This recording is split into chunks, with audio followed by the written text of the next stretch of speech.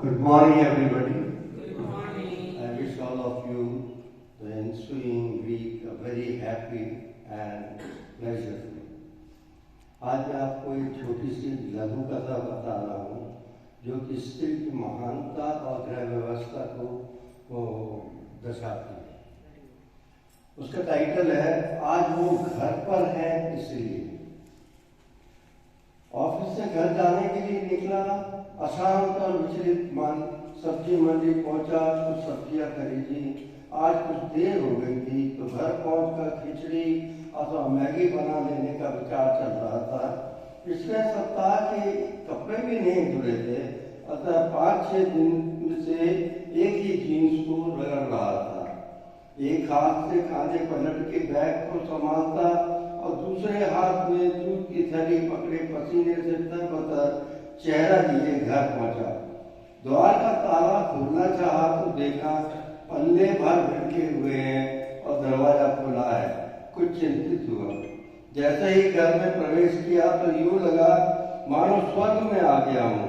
शंका हुई कि किसी दूसरे के घर में तो नहीं आ गया। खामोशी से अंदर के कमरे में गया, फ्रिज खोला तो भीतर की ठंडक चेहरे से टकराई। कोने में अचार रखा हुआ था, मेथी की भाजी बारीक और व्यवस्थित कतरी हुई करीने से रखी थी। सुबह तो फ्रिज में एक बिस्कुट का पैकेट रखने की भी जगह नहीं थी। सारा फ्रिज भरा पड़ा था और अब देखो साफ सुथरी जगह ही जगह थी। धीरे से लाई हुई सब्जियां भी फ्रिज में रख दी।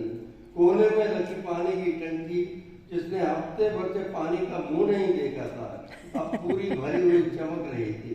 तभी ख्याल आया कि पीछे पीछे अगरबत्ती की खुशबू भी आ रही है, मन को आनंदित कर रही थी।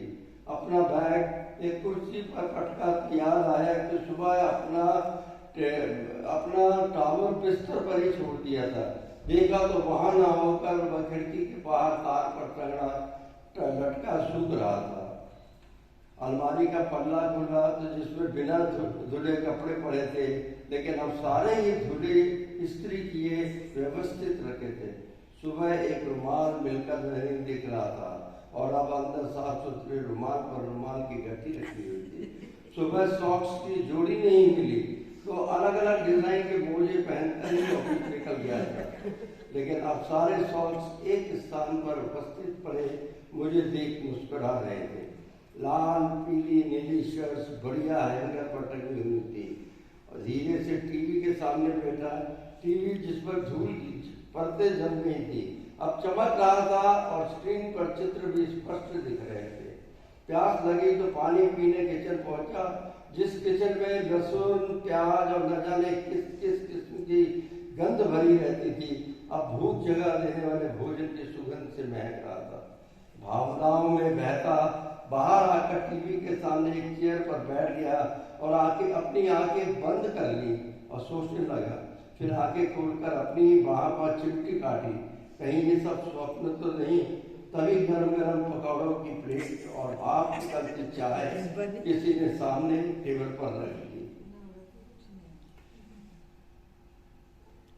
भीतर का अहम जैसे जर्रा जर्रा होकर बिखर गया। जब थक कर आता था तो जैसे जैसे दही चावल पर गुजारा कर लेता था और आज भाप निकलती स्वादिष्ट चाय गर्म पकौड़ों का आनंद ले रहा था। न चाहते हुए भी आंसू की 2 बूंदें आंखों से निकलकर गालों पर बह निकली। फिर खुद को संभाला तो एहसास हुआ आज वो घर पर है इसलिए। संसार के सारे सुख और समृद्धि की प्रदाता जो किसी के लिए माँ, किसी के लिए पत्नी, किसी की बहन तो किसी के लिए बेटी है। आप कितने ही बड़े हो जाए, महान हो जाए, लेकिन सुखमय जीवन के लिए किसी न किसी रूप में एक स्त्री आपके जीवन में अति आवश्यक है। बहुत बढ़िया, बहुत बढ़िया।